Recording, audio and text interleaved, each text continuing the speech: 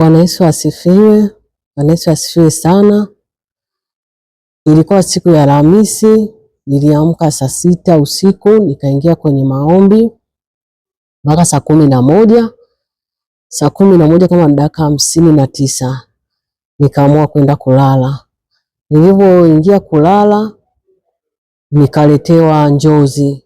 Letewa zile njozi, akaja binti ameshika kanga. Ile kanga ilikuwa ni nyekundu lakini chini ina maua meupe. Yule binti akaniuliza, unaona nini kwenye hii kanga?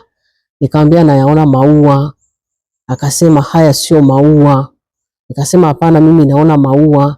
Yule binti akayakuza yale maua kama unavyokuza simu, yani maandishi madogo kwenye simu unayakuza. Akayakuza akawa kwa maandishi makubwa yameandikwa siri za kuzimu.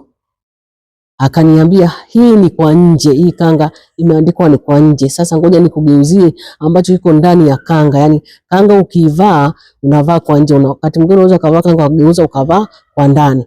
Kwa hiyo aliponigeuzia kwa ndani ile kanga ikawa imeandikwa hiki ndicho kinachowatesa wanawake.